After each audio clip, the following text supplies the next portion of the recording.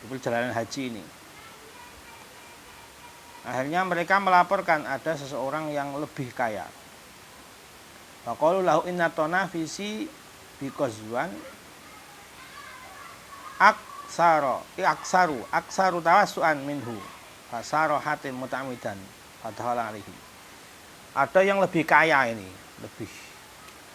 lebih mewah rumahnya dibanding Syekh Muhammad bin Muqatil. Namanya Syekh Tonafisi, di wilayah Qazwan. Hanya Syekh Hatim mendatangi lagi ini untuk nasihati. Jalan menuju rumahnya, faqala ketemu rahimakallah, semoga Allah merahmatimu.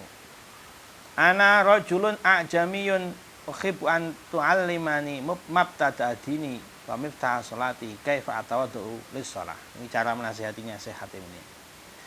Saya itu orang ajam, bukan orang Arab lah. Saya senang kalau kau mau mengajari saya permulaan agama, awal agama lah, yaitu caranya wudu sebagai kunci sholat. Caranya bagaimana? Qala, kata Syekh Tonafisi ini, na'am wa karamatan ya gulami, dengan penuh kemuliaan akan saya ajari. Hati ina'a fihi ma'un, ambilkan wadah diisi air. Fa'utiya bihi, maka diambilkan wadah berisi air. Wa qa'adat Tonafisi fatawaddu'a salasan salasa. Hanya Tonafisi ini mengajarkan cara wudu sambil duduk. Biasanya kalau masjid-masjid yang bagus itu dikasih tempat duduk buat wudu. Bagusnya wudu duduk. Duduk berwudulah ini Tonafisi ini. 3 kali, wajah 3 kali, tangan 3 kali, sampai selesai 3 kali. Tsumma qala hakadha fatawaddo, seperti inilah kamu berwudulah. Faqala Hatim, maka anak hatta atawaddo baina yadaik fayakunu auqadha lima urid. Kamu di sini dulu lihat cara saya wudu. Saya akan wudu di hadapanmu supaya lebih benar, lebih mantap, lebih kukuh karena disaksikan yang mengajari. Faqama Tonafisi faqa'ada Hatim. Hanya Tonafisi berdiri gantian, Hatim yang duduk. Fatawaddo'a tsumma ghassala dzira'aihi arba'an. Hatim ini duduk wudu, tapi ketika basuh tangan ini beliau 4 kali basuhnya. Sengaja 4 kali ini. Faqala Tonafisi, ya hada asrafta, kamu ini israf, berlebihan. Wudu itu 3 kali. 4 kali itu kan israf, berlebihan. Makruh. Kalau bukan air yang khusus wudu, kalau khusus wudu bisa haram. Qala lahu Hatim fayamada fima ada, saya israf di mananya? Qala ghasalta dira'ika arba'an, kamu basuhnya 4 kali, tangannya 4 kali, israf kamu ini. Faqala Hatim, maka Hatim kata Hatim ini, ya subhanallah, duh maha suci Allah, ana fi kafin min ma'in asraftu wa anta fi jami hadza kullihi lam tusrif. Saya ini hanya membasuh tangan 4 kali dianggap israf, lalu bagaimana kamu ini punya harta segini banyaknya, semewah ini kamu gak israf? Nasihatnya ini begini nih. Fa'alima Tonafisi annahu qasada dzalika duna ta'allum. Tahu, akhirnya sadar Tonafisi ini bahwa tujuannya ini saya mau dinasihati, caranya begitu. Bukan mau belajar, beliau pasti orang alim ini. Hanya ingin menasihati dengan cara pura-pura belajar. Fatakhala manzilahu falam yahruj ilan nas arba'ina yauman. Akhirnya dia masuk ke rumah Tonafisi ini 40 hari enggak keluar rumah. Ya sedih, susah ini. Ditegur. Falamma dakhala Hatim Baghdad ijtama'ili ahlu Baghdad. Setelah itu beliau terus jalan lewat Baghdad. Di Baghdad ahlu Baghdad pun berkumpul. Ini ada ulama besar mau haji lewat Baghdad ini. Faqalu ya Aba Abdurrahman, ini julukannya Syekh Hatim Asam itu Abu Abdurrahman. Antara julun alkanu ajamiyun walaysa yukallimu ka ahad illa qata'tahu.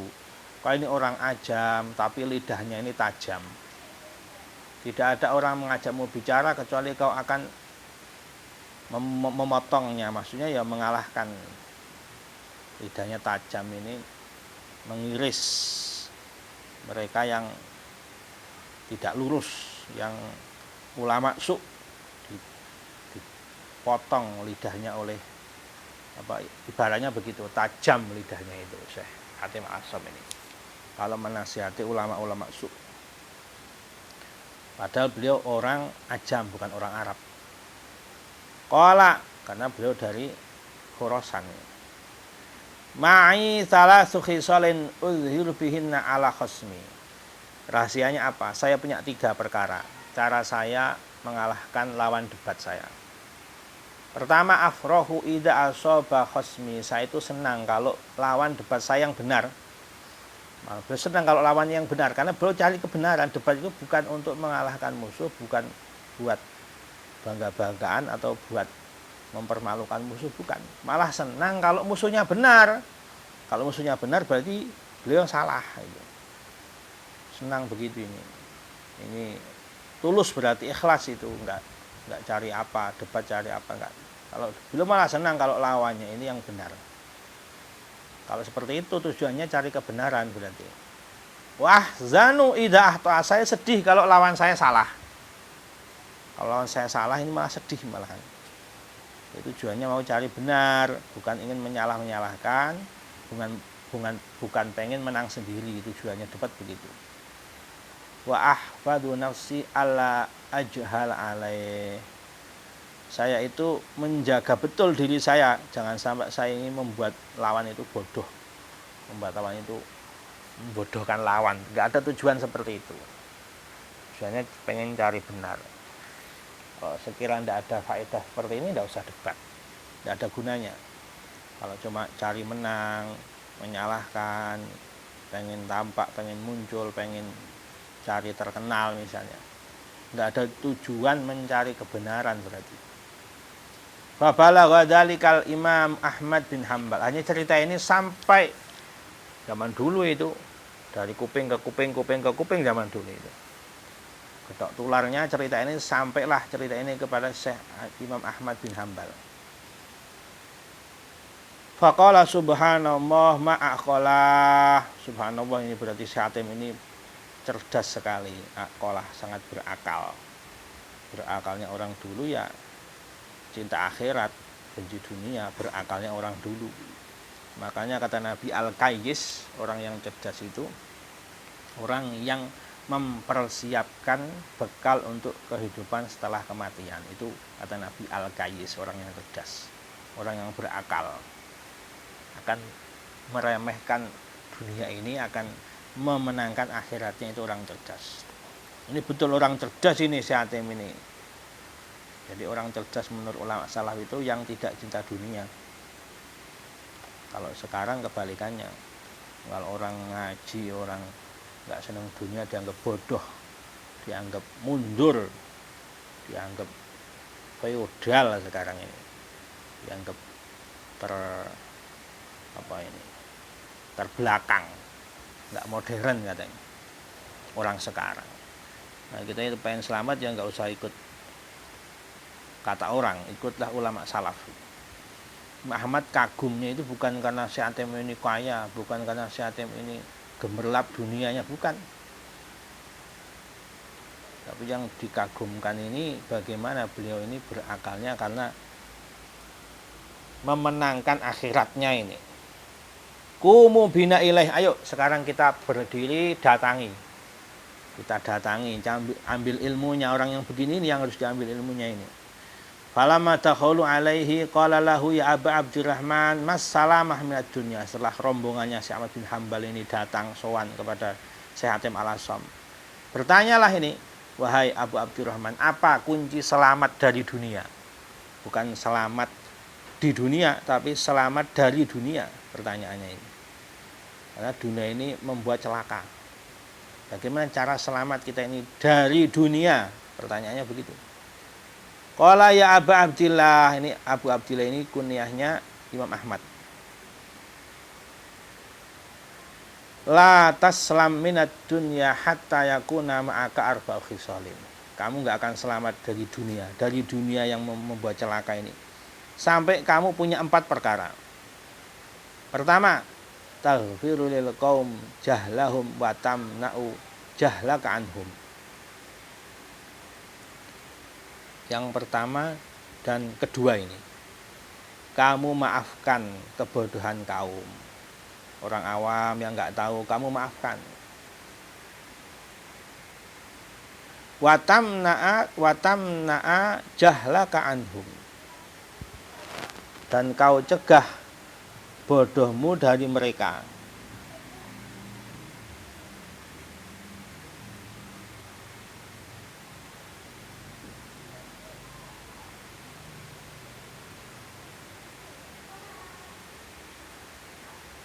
Jadi kebodohanmu kau jangan tampakkan kepada mereka. Tapi kalau misalnya orang awam ini bodoh, kau maafkan. Jadi orang dai atau orang yang mengajak menuju Allah itu semua orang di hadapannya itu sama semua ini. Semuanya itu biqadarillah, semua itu di bawah kekuasaan Allah, semuanya ini ya Allah semua yang mengatur. Kalau hakikat begitu. Jadi orang dianggap sama semua. Kalau ada yang salah, maafkan. Kalau nggak tahu, maafkan. Tapi juga jangan tampakkan kebodohanmu kepada mereka. Wa tubaddil lahum syai'aka wa takuna min syai'ihim aisa. Kau berikan apa yang kau punya bagi mereka. Berikan ilmumu, berikan hartamu. Tapi kamu jangan berharap dari mereka. Oh, kalau saya sudah memberi, nanti saya dikasih uang. Nanti saya diberi harta sama mereka. Jangan. Jadi jangan berharap harta kaum, tapi bagaimana caranya kamu memberi sebanyaknya. Jangan berharap menerima sebanyak-banyaknya. Jadi bagaimana hidup ini memberi manfaat, jangan mencari manfaat. Bagaimana hidup sekali ini, bagaimana caranya memberi sampai lupa caranya menerima. Masya Allah ini.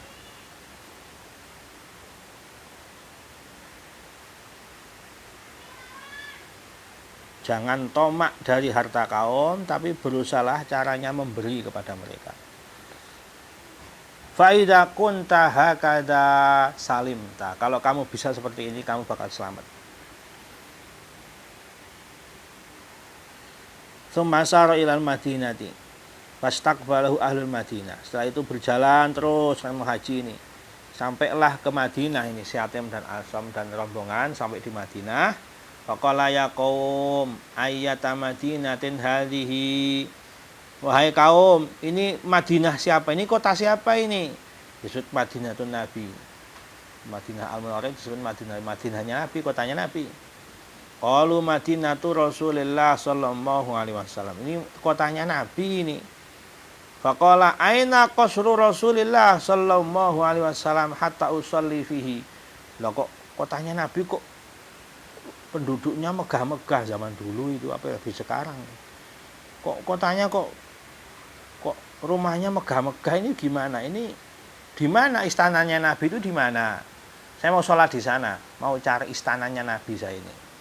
Qalu makana lahu qasrun inna makana lahu baitun latiun bil ardi. Mereka menjawab ahli Madinah ini, Nabi itu tidak punya istana, tapi rumah beliau itu nempel di tanah. Rumahnya sederhana ini. Makanya kalau kita susah dalam keadaan apapun, musibah, keadaan apapun, kekurangan dan apapun, ingatlah yang kita punya itu pasti lebih berharga dibanding apa yang Nabi punya ini. Rumahnya Nabi sederhana, cuma 1 petak rumahnya itu. Kalau kita punya 2 kamar, berarti sudah lebih kaya dari Nabi. Nabi itu cuma 1 kamar. Kalau orang berdiri tangannya ini sudah sampai atap. Kalau Nabi sholat malam itu sampai cari tempat buat sholat, itu kakinya Sayyidah Aisyah sampai nekuk dulu. Kakinya Sayyidah Aisyah nekuk supaya Nabi bisa sujud. Kalau Nabi sudah berdiri nanti kakinya selonjor lagi. Itu ketika Aisyah masih masih satu rumah dengan Nabi, menceritakannya seperti itu. Saking kecilnya itu berarti sampai mau sujud sholat itu susah nyari tempat, saking kecilnya rumahnya itu. Masya Allah, nggak punya istana belum itu, rumahnya nempel di tanah seperti itu, nggak punya istana. Faqala fa'aina qusuru ashabihi radhiyallahu anhum, lalu di mana istananya para sahabatnya Nabi itu, istananya di mana? Istananya para sahabat Nabi, katanya ini Madinahnya Nabi, Madinahnya sahabatnya Nabi. Qalu maka lahum kusur, sahabatnya pun tidak ada yang punya istana, tidak ada. Inna maka lahum buyutun latiatun bil adi, semua rumahnya para sahabat itu juga nempel di tanah semuanya itu. Sederhana semuanya ini, rumahnya tidak ada. Terus kita punya rumah ada keramik, ini sudah lebih kaya dari Nabi. Kita di rumah punya kasur misalnya, Nabi nggak pernah pakai kasur tidurnya itu.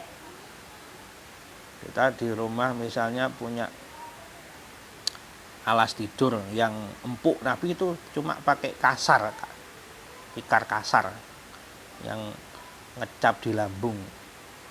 Sallallahu alaihi wasallam. Mereka para sahabat pun sama seperti itu. Nah, kalau Hatim ya qaum hadi Madinatu Fir'aun, berarti ini bukan kota Nabi ini kotanya Fir'aun ini.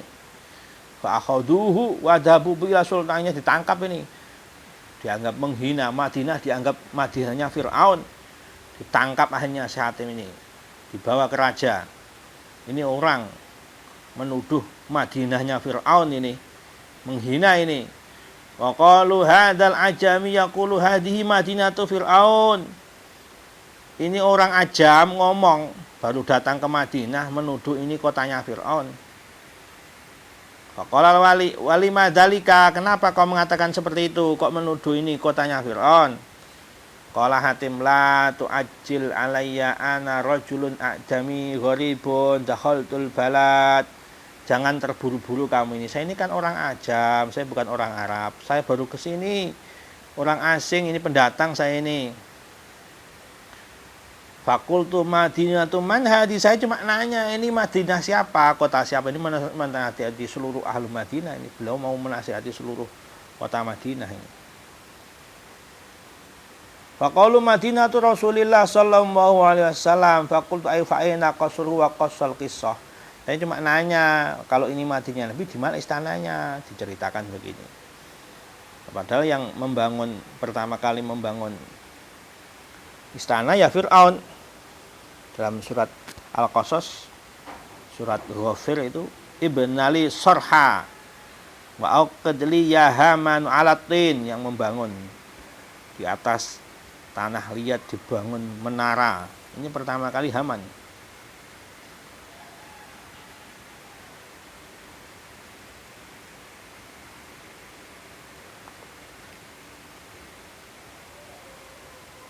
Sampai diriwayatkan dari Syekh Sufyan Tsauri, Dajjal nggak akan muncul kalau rumahnya belum mewah-mewah.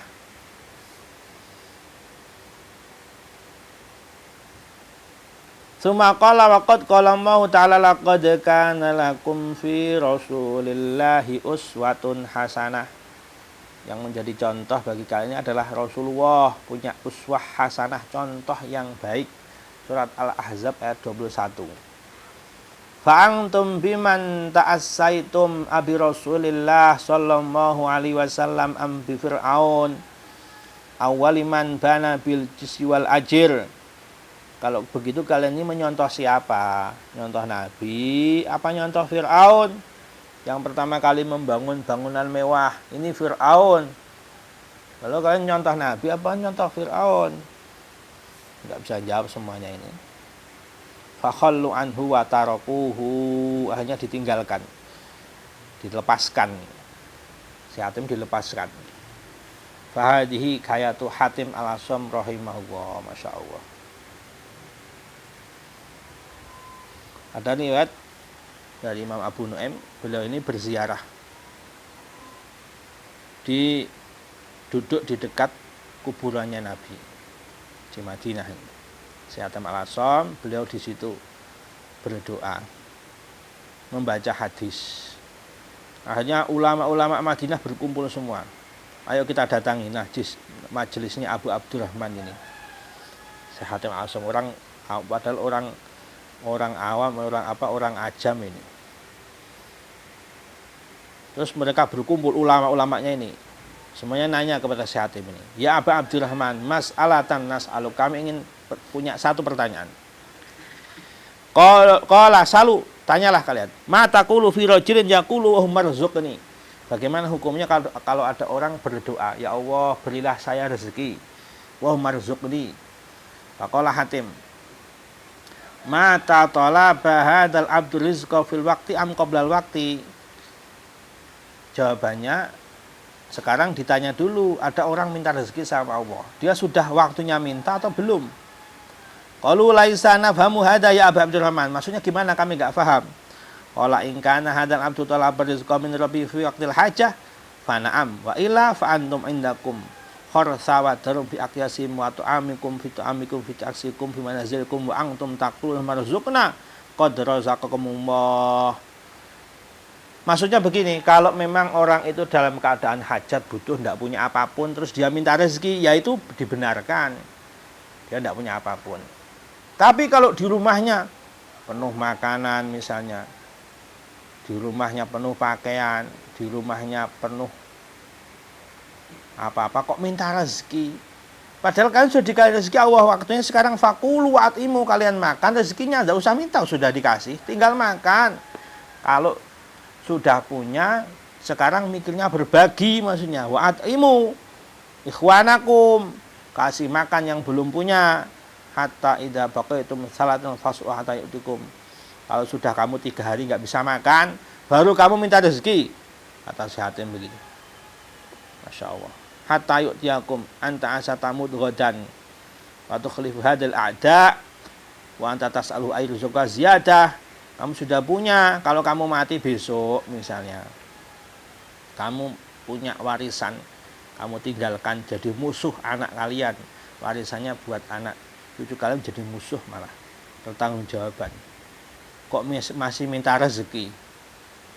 Faqala al-Madinah nastaghfirullah ya Abu Abdurrahman, kita minta ampun pada Allah. Innama aradna bil mas'alati ta'anutan. Kami berarti bertanya ini cuma cari sulit,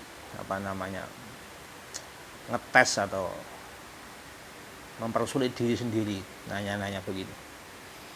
Kata Syekh Al-Qushairi, Imam Qushairi dalam risalah Qushairiyah itu. Jadi ceritanya terkenal, kenapa beliau dijuluki Hatim Al-Asam, Hatim yang tuli. Jadi beliau itu ada riwayat pura-pura tuli.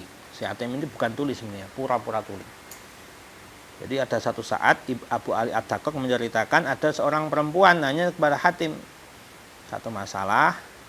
Ternyata saat bertanya ini ngentut keras sekali perempuan ini, malu akhirnya. Faqala Hatim ini pengen nggak mempermalukan wanita ini. Irfa'i sautak, keraskan suaramu, saya nggak dengar kamu nanya apa. Hanya perempuan ini nggak malu, oh ternyata syekhnya ini tuli, nggak dengar kentut saya, berarti pertanyaan saya nggak dengar. Ini fasaratul mar'ah bidalik. Jadi tujuannya pura-pura tuli karena tidak ingin mempermalukan wanita yang nanya ini. Hanya orang-orang menjuluki beliau Al-Asam, tuli. Wa sayati wa alam.